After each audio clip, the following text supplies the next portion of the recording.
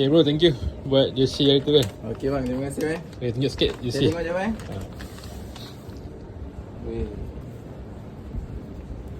Jersey KL Plus Namesat 2010 bang. 2010. 2010. Lepas tu ada nombor 10. Ni siapa yang pakai nombor 10 kan? Ini pada ni masa ni Safiq Rahim bang. Safiq Rahim kan? Yang saya ingat, saya rasanya time ni dia di-loan-kan ke KL Plus.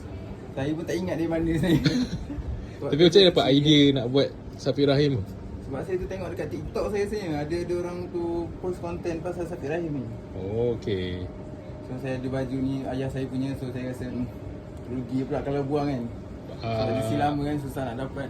Oh, ayah player ke apa? Ayah saya staff 19. Oh, Star 16 tu dapat. So dulu dapat lah. Kira macam fan club je lah. Start game tu pergi lah stadium. Tapi sayang belakang tu dia tak ada tulis nama Safiq Rahim. Tapi tu lah.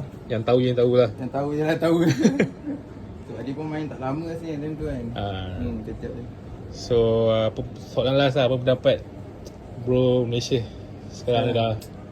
Semalam pun saya bawa balik game, saya rasa okey lah. Sama-sama nampak perubahan lah yang baru kan daripada yang sebelum. Kalau tengok game sebelum ni macam gameplay baru ni lah nampak lagi seronok lah kita tengok kan. Saya harap lepas ni penyokong pun lagi full house lah lepas ni kan. Alright. Okay, thank you bro. Okay. Okay.